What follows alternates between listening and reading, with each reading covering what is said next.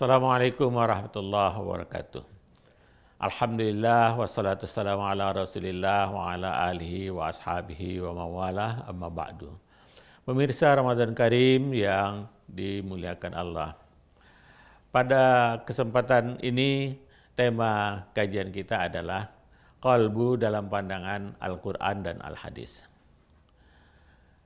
Biasanya dalam kehidupan sehari-hari qalbu itu kita artikan dengan hati.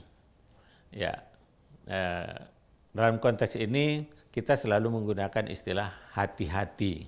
Ya, artinya kita menjaga jangan sampai hati kita merasa tersinggung, ya, tersakiti dan seterusnya. Sehingga kita menggunakan istilah sakit hati, gitu ya. Merasa tersakiti hatinya gitu. Padahal kalau kita merujuk pada Al-Quran dan Hadis, ya, yang dimaksud dengan hati itu pada hakikatnya adalah jantung. Karena apa? Karena dalam bahasa Arab, hati itu dalam bahasa Arab itu adalah yang disebut dengan istilah kabid. Sementara qalbu itu atau jantung itu disebut dengan jantung itu qalbu. Jadi qalbu artinya jantung secara harfiah dalam bahasa Arab. Dan kenyataannya Al-Quran tidak pernah menyebut soal kabid, soal hati. Al-Quran dan hadis yang menyinggung berkaitan dengan kehidupan kita disebut dengan qalbu. Dan qalbu itu artinya jantung. Orang Arab kalau menyebut dokter spesialis jantung itu mereka menyebutnya at-tabib mutakhasis bil qalbi. Jadi bukan mutakhasis bil kabid, karena kabid itu artinya liver, artinya hati ya, yang berada di tengah. Sementara kalau qalbu itu di kiri, ya, di dada kiri bila atas, dan itu secara secara fisik memang betul qalbu itu di sebelah kiri. Maka kalau orang merasa berdebar jantungnya, dia bilang, nah hatiku berdebar gitu. Sebetulnya jantungku berdebar gitu kan, tapi dia sakit hati. Harusnya sakit hati itu di sini, tapi sakit hatiku. Dia pegang dada kirinya. Itu menggambarkan apa? Itu menggambarkan bahwa istilah hati yang kita maksud, ya, terutama ada lagunya Jagalah Hati, itu artinya jagalah jantung, bukan jagalah hati. Nah, kenapa begitu? Karena memang jantung itu dalam gambaran hadis adalah satu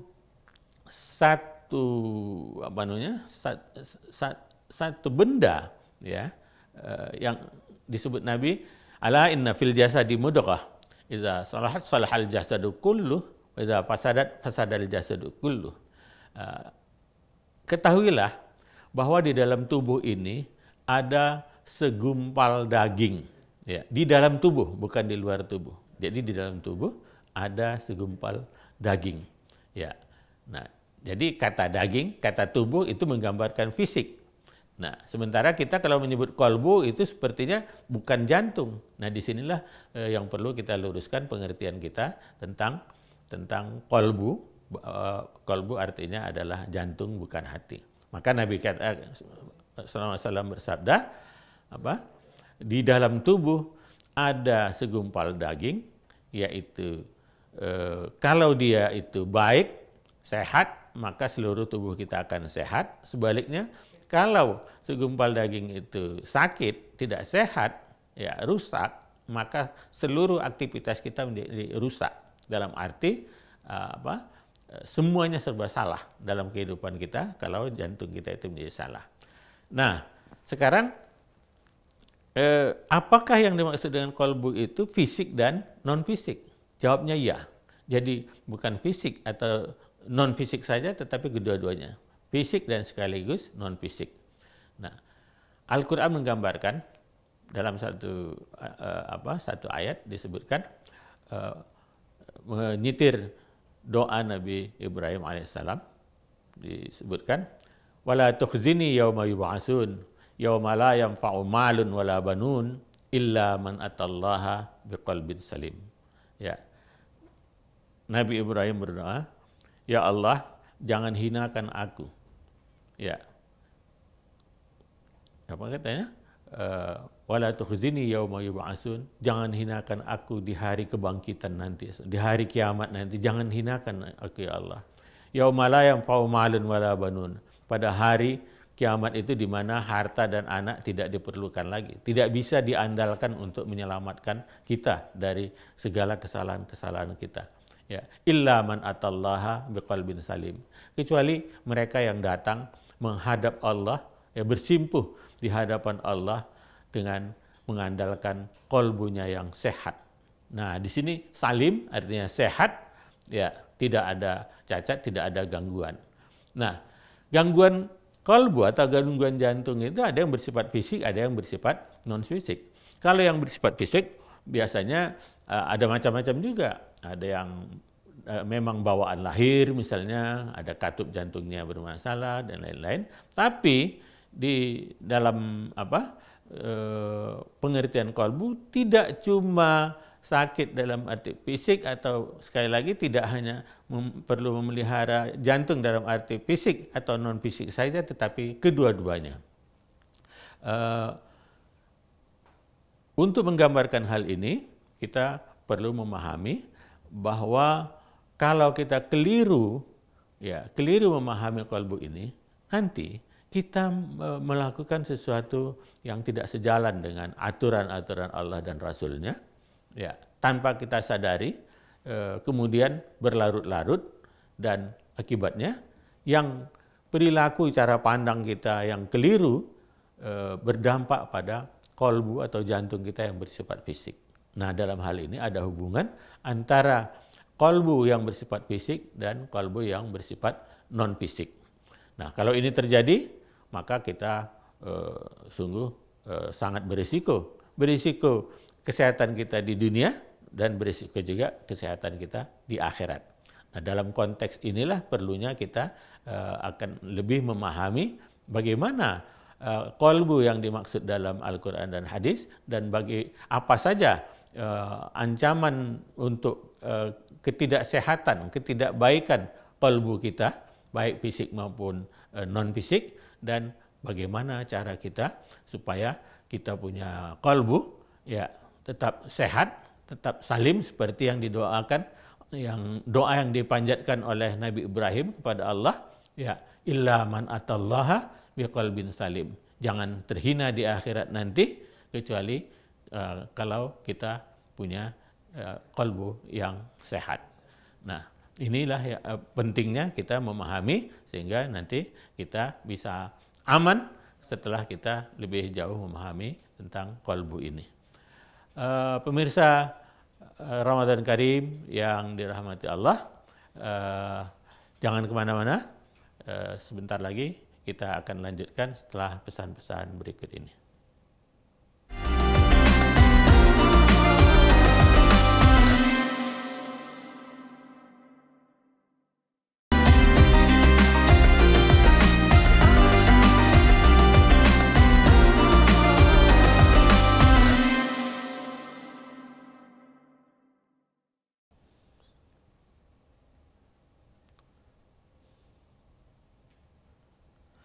Assalamualaikum warahmatullahi wabarakatuh. Alhamdulillah, wassalatu wassalamu ala Rasulillah wa ala alihi wa ashabihi wa mawalah, amma ba'du. Pemirsa Ramadan Karim yang dimuliakan Allah, kita kembali pada tema yang kita bicarakan, kita bahas pada kesempatan kajian ini, yaitu kalbu dalam pandangan Al-Quran dan Al-Hadis. Sekarang kita mencoba mengelaborasi apa saja yang perlu kita perhatikan berkaitan dengan kalbu ini.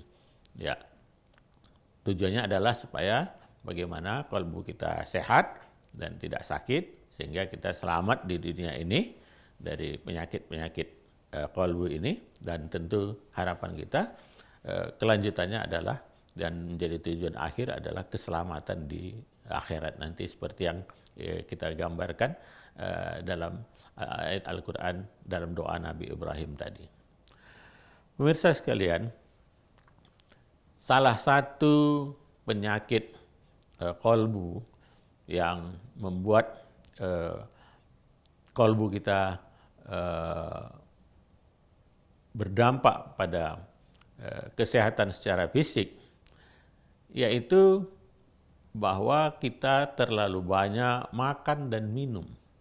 Ya, kita ingat bahwa Al-Quran mengatakan wakulu washrabu wala tusrifu. Silakanlah Anda makan dan minum, tapi jangan berlebihan. Ya, terutama untuk menjaga supaya kita tetap sadar bahwa kita diperintah makan dan minum, tetapi sebaliknya juga dilarang makan dan minum berlebihan. Nah, dalam rangka itu di bulan Ramadan ini kita dilatih untuk mengendalikan nafsu kita, terutama nafsu untuk makan dan minum. Ya, karena itu dari mulai terbit fajar di pagi hari sampai terbenam matahari di sore hari, itu kita dilarang makan dan minum. Tujuannya ya tadi mengendalikan hawa nafsu, dan setelah Ramadan nanti kita sudah terbiasa, terlatih untuk makan dan minum dalam pola makan dan minum yang sehat, yaitu yang disebut oleh Nabi kita, ya, nahnu qaumun la na'kulu qabla an najua wa nantahi qabla an nasba. Kami adalah satu masyarakat di mana kami tidak makan sebelum lapar dan sudah berhenti makan sebelum kami kenyang. Nah, apa dampaknya kalau kita makan dan minum banyak? Ya, jelas sekali dalam ilmu kesehatan mereka yang makan dan minum berlebihan, ya, yang apalagi yang disebut dalam era kita sekarang junk food, ya, makanan-makanan yang banyak mengandung kolesterol, tentu ini membahayakan bagi kesehatan jantung kita, kolbu kita, ya. Ya, bisa nanti penyumbatan pada pembuluh darah ke jantung. Ya, akibatnya apa? Ya, ada orang harus pasang ring di pembuluh darahnya, bahkan yang sudah kronis, maka dia harus masuk ke meja operasi, harus dibepas pembuluh darahnya, dan itu tentu mengandung resiko. Dan itu tidak dikehendaki Allah, dan itu dilarang oleh Allah SWT, ya. Karena itu kita jaga, kita patuhi. Kalau Allah larang, kita hentikan, kita jangan teruskan. Kalau Allah perintahkan, kita lakukan. Maka diperintahkan makan dan minum, sekaligus dilarang berlebihan, kita patuhi, maka insya Allah jantung kita menjadi sehat. Ya. Jadi gambaran ibadah Ramadan ini relevan sekali untuk menjaga kesehatan jantung kita, kesehatan kolbu kita, sehingga kita menjadi orang yang memiliki pola makan, pola minum, pola hidup yang sehat, yang berdampak pada kesehatan jantung kita atau kolbu kita. Dampak penyebab sakit kolbu yang lain adalah apa yang disebut dengan orang ria, orang dengki, orang yang sombong, orang yang bakhil, orang yang angkuh dan seterusnya. Ya, orang yang berbuat syirik, itu semua adalah penyakit-penyakit, ya, perilaku sikap hidup kita yang kalau dibiarkan akan menjadi penyakit kolbu, ya. Dan kolbu di sini bukan sekedar penyakit dalam bentuk non fisik, tapi juga bisa berdampak kepada fisik kita.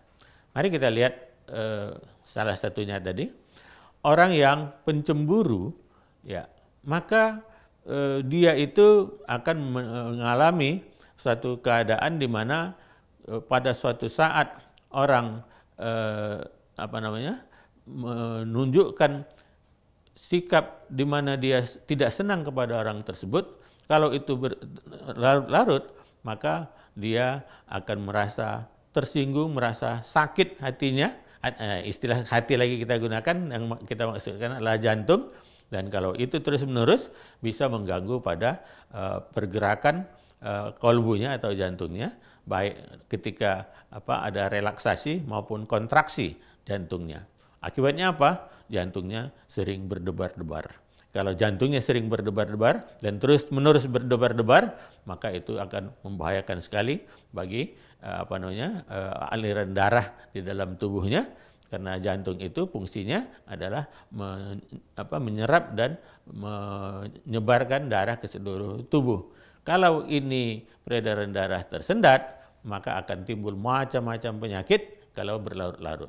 Nah, supaya itu menjadi sehat, maka caranya adalah dengan menghentikan sifat cemburunya, sifat irinya, sifat dengkinya kepada orang lain, karena orang-orang yang dengki, cemburu, iri dan sebagainya itu, dia sering sekali merasa menderita kalau orang lebih baik dari dia, kalau orang lebih mendapat manfaat, mendapat anugerah, mendapat rahmat dari Allah, dia justru yang merasa sakit. Nah, sakit yang disebut tadi itu, kalau diteruskannya, tidak dihentikannya, dia tidak minta ampun kepada Allah, tidak istighfar kepada Allah, maka penyakit jantung yang semula adalah non fisik betul-betul menjelma menjadi sakit yang bersifat fisik. Ya, yang oleh ilmu kedokteran biasa disebut dengan stres jantung. Nah, stres jantung ini kalau dibiarkan berlarut-larut akan timbul macam-macam penyakit jantung yang lain. Untuk menghindari ini, maka dia harus menghentikan rasa cemburunya, menggantikannya dengan rasa ridho, ya, iri hatinya diganti dengan ikhlas dan seterusnya. Dengan cara itu, maka jantungnya, qalbunya menjadi sehat, baik yang non fisik dan maupun yang bersifat fisik. Jangan kemana-mana, kita akan kembali setelah pesan-pesan berikut ini.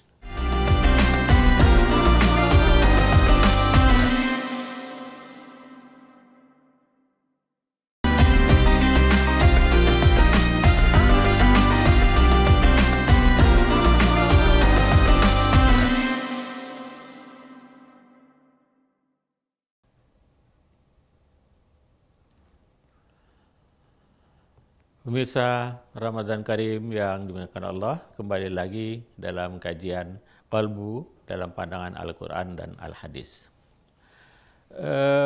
Penyakit qalbu atau hal-hal yang dapat menyebabkan qalbu menjadi sakit, di samping cemburu, iri, dengki dan seterusnya, yaitu adanya merasa diri lebih besar, ya, lebih hebat, lebih kuat, dan lebih-lebih yang lain lagi, ya, sehingga dia mengecilkan orang lain, ya, menganggap leceh, menganggap remeh orang yang lain daripada dia. Nah, ini yang disebut namanya dengan sombong itu. Ya, mereka yang sombong biasanya menimbulkan sikap menjauhi orang-orang yang di bawahnya, yang dianggapnya kecil, dan hanya bergaul pada orang-orang yang minimal yang setara dengan dia atau yang lebih tinggi dari dia. Nah, orang yang seperti ini, ya, sebetulnya dia itu dijauhi oleh orang lain. Kalau ada orang hormat kepada dia, sebetulnya hormatnya karena hormat takut, bukan hormat dalam arti segan, ya, dalam arti ikhlas menghormati orang yang sombong itu, tapi karena takut. Begitu orang menjauh dari dia, maka orang itu sama sekali tidak menunjukkan respek kepada orang yang sombong tersebut. Apa akibatnya? Orang yang selalu merasa besar, ya, selalu merasa sombong, dia menganggap dirinya itu tidak pernah salah. Ya, kalau orang lain berbuat salah, maka apalagi itu di bawah kendalinya, dia menjadi atasan dari orang-orang yang dianggapnya salah itu, dia akan marah, ya, marah besar. Ya. Akibatnya apa? Kalau dia sering marah-marah, maka akan menimbulkan apa yang disebut dengan hipertensi. Hipertensi atau darah tinggi itu sebetulnya bukan karena marah ada darah tinggi, tetapi karena darah tinggi karena sebaliknya. Jadi di dalam puasa ini Nabi kita SAW mengingatkan, kalau ada orang yang memancing-mancing kita supaya marah, kita dianjurkan untuk mengatakan saya ini lagi puasa. dalam kesempatan yang lain Nabi kita SAW mengatakan la taghdab, la taghdab, la taghdab. Artinya jangan marah, jangan marah, jangan marah. Itu artinya apa? Marah itu adalah sesuatu yang menimbulkan efek negatif bagi kita, baik non fisik maupun yang fisik. Nah, non fisik kita tahu orang yang marah itu dia tidak mau tunduk kepada yang selain dirinya. Ya, padahal Allah memerintahkan kita harus berjalan ke bumi ini dengan tawadu, dengan rasa rendah hati. Jadi ada ada rendah hati, ada rendah diri. Yang kita maksud di sini bukan rendah diri. Yang diperintahkan itu adalah rendah hati. Orang yang rendah hati itu justru disenangi oleh orang lain. Nah, kalau orang yang sombong ini terus-menerus melakukan perilaku atau sikap sombongnya, maka begitu dia kehilangan apa yang disombongkannya itu, maka dia akan terjerembab dan luar biasa dampaknya. Dia akan betul-betul frustrasi dan itu bisa dalam waktu singkat dia meninggal dunia karena dampak fatal dari perasaan terpukul yang luar biasa karena dia sudah tidak lagi bisa menyombongkan dirinya. Nah, satu lagi sekalian, pemirsa sekalian, bahwa penyakit yang sangat berbahaya dalam diri orang adalah bahwa dia itu merasa yang rendah diri tadi. Kalau rendah hati itu diperintahkan, tapi justru sebaliknya rendah diri itu dilarang. Ya, manusia ini diciptakan Allah dalam keadaan mulia, maka dia harus merasa mulia dan tidak boleh meremehkan orang, dia harus memuliakan orang lain. Nah, ketika dia merasa rendah diri, dia tidak berharga, dia tidak disayangi orang lain, maka dia akan menarik diri dari pergaulan masyarakat, menarik diri dari lingkungannya, dan pada berikutnya dia merasa ditinggalkan Allah, ya, dia merasa tidak diperhatikan Allah, akibatnya dia menjauh, maka na'udzubillah itu bisa membuat orang menjadi bahkan meninggalkan agama. Jadi itu berbahaya sekali orang yang merasa rendah diri. Rendah diri, tidak diperhatikan, merasa tidak disayang oleh lingkungan, oleh keluarga, bahkan oleh suami, wah itu berbahaya itu. Jadi dia minta disayangi orang lain, minta disayang suami, minta disayang oleh keluarganya dan seterusnya. Jadi dia istilahnya tangan di bawah. Padahal Nabi SAW mengatakan yadul ulya khairum min yadis sufla. Tangan di atas lebih baik daripada tangan di bawah. Artinya apa? Kita dalam banyak hal harus lebih banyak memberi daripada meminta, daripada menerima. Termasuk dalam hal rendah diri itu karena merasa disingkirkan, karena merasa tak disayang oleh orang lain. Kadang-kadang itu justru bukan yang sebenarnya terjadi, tetapi karena cara pandang dia yang keliru. Maka orang harus merasa dia itu bisa memberi. Maka untuk tidak berlarut dalam perasaannya itu, dia harus bersikap dialah yang memberi sayang kepada orang lain. Jadi jangan ngamen, istilahnya jangan ngamen sayang kepada orang lain, kepada suami dan lain-lain, tapi justru memberi sayang. Orang yang memberi sayang, maka dia merasa kaya. Orang yang memberi itu merasa kaya.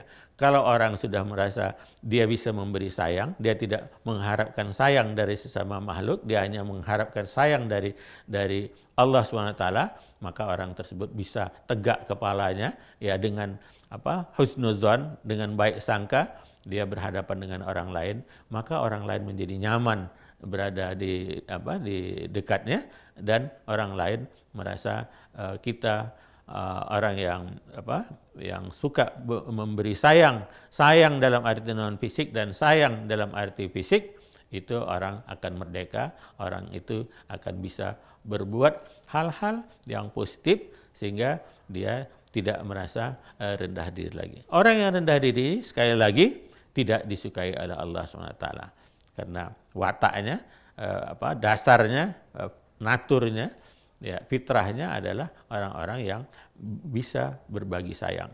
Nah, supaya dekat dengan Allah, ya, maka dia harus menjadi penyayang. Kenapa? Karena Allah itu sifatnya Maha Pengasih, Maha Penyayang. Kalau ingin dekat dengan Allah yang Maha Pengasih, Maha Penyayang, maka kita juga harus bersikap seperti itu dalam batas-batas kemampuan kita. Batasnya apa? Kita semampu-mampunya, ya sesuai dengan kehidupan kita masing-masing, ya kita menebar kasih sayang kepada sesama makhluk. Kalau kita ingin disayang oleh yang Maha Penyayang, maka sayangilah yang di sekitar kita. Ya, irhamu man fil ard yarhamukum man fis sama. Sayangilah orang yang di bumi, makhluk-makhluk Allah di bumi, manusia, hewan dan lain-lain, maka yang di langit akan menyayangi kamu. Itu menjadi kata kunci supaya kita jangan berdoa terus minta sayang, tapi perilaku kita tidak menggambarkan bahwa kita berani berbagi sayang kepada sesama makhluk. Jadi kalau ingin disayang oleh Allah, maka sekali lagi apa yang kita lakukan? Yang kita lakukan adalah berani berbagi sayang. Dengan cara kita berbagi sayang kepada sesama makhluk secara horizontal, maka secara vertikal yang Maha Sayang, Maha Pengasih, Maha Penyayang akan menyayangi kita. Pada waktunya, ya, gitu Allah memanggil kita, maka Allah memanggil kita dengan cara yang menunjukkan kasih sayang sehingga selamat kita di dunia dan selamat kita di akhirat.